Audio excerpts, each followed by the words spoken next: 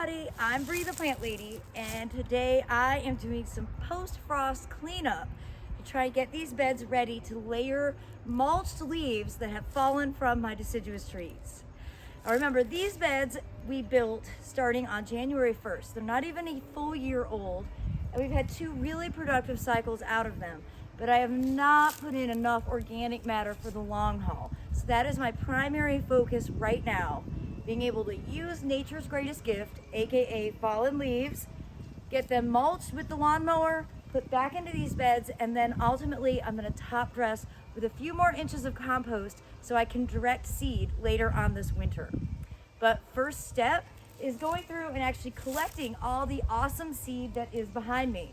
I know it doesn't look like much, but this bed is full of treasures. So let me give you an up-close view. Well, you all know that I'm a seed hoarder, and this bed was actually planted entirely from direct seeding.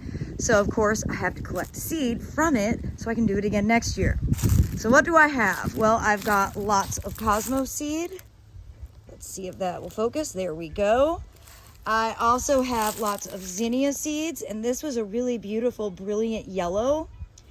I have a ton of sesame seed, and this is really what I'm aiming to collect a lot of because this is a favorite plant for me to share with people during my spring speaking tour.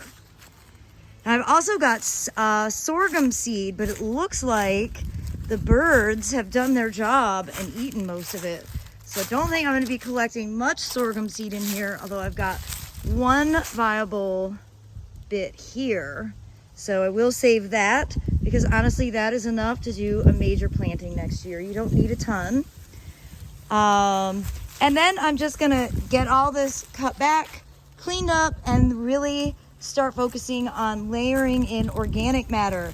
And my number one thing I'm gonna do is reuse the veggie mix that I grew the rice in right here. I'm just gonna cut that rice down, and I'm gonna dump that soil out into this bed so that that great compost gets used. So I hope that you'll enjoy this video of me getting busy doing the major seasonal transition. And you can see I've got all those sesames in this big pot turned down so that the seeds will fall out. And these stalks are really great to spray paint and use as dried elements in arrangements for the holidays. So great dual purpose here.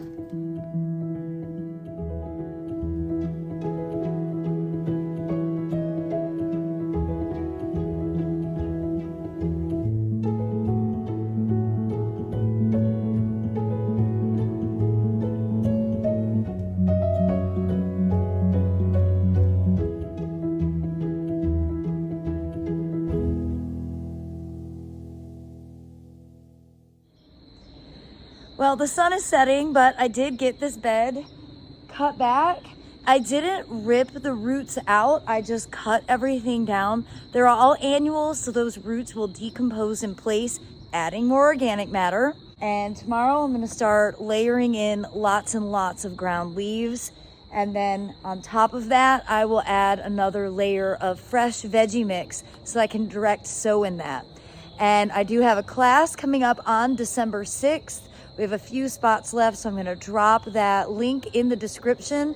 Would love for you to come out. It's gonna be a great day of demonstrating exactly how to prep your beds, how to get the seeds sown, and then of course all the aftercare for the cool season planted spring flowering cottage gardens.